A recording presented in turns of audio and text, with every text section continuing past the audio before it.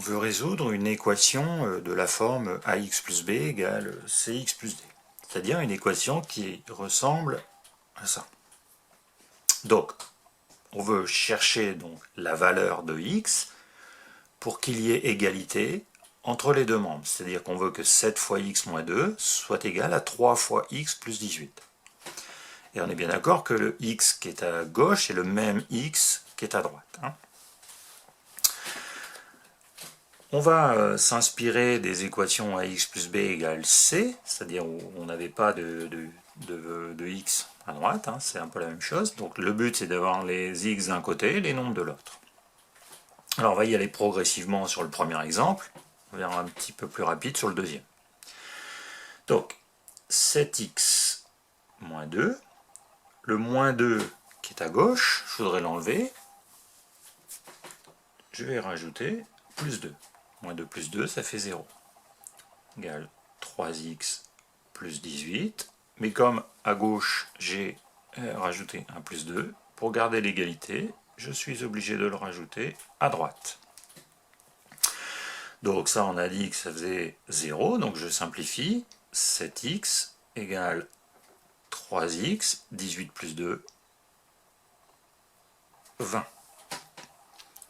Donc toujours dans ma logique de vouloir mettre les x à gauche et les nombres à droite, je vois bien que les x, 3x, il va falloir l'enlever du côté droit. Donc, on va ajouter de chaque côté moins 3x.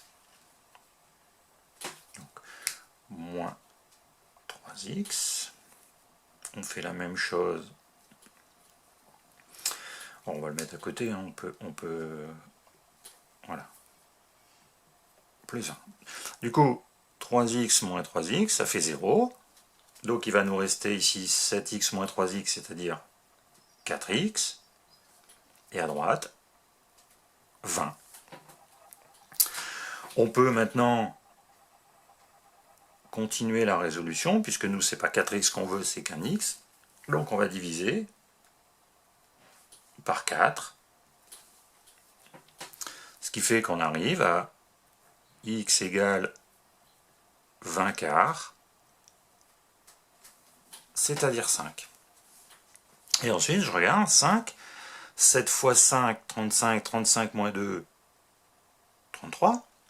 Et côté droit, 3 fois 5, 15, 15 plus 18, 33. Donc j'ai bien une valeur qui me permet d'avoir égalité entre les deux membres.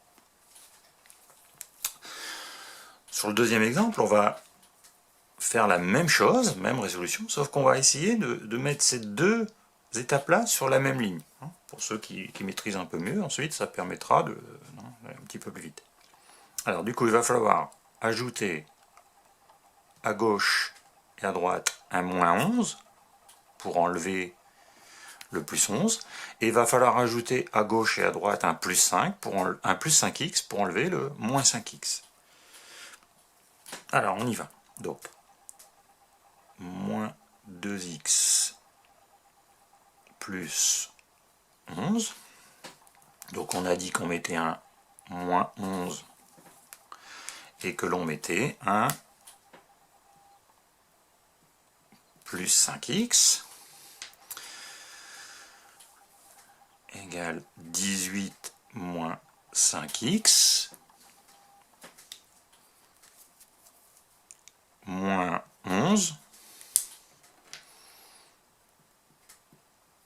plus 5x. Alors, qu'est-ce qui se passe donc? Du coup, on voit que ça et ça, ça fait 0. Et moins 5x plus 5x, ça va faire aussi 0. Donc, qu'est-ce qui va nous rester?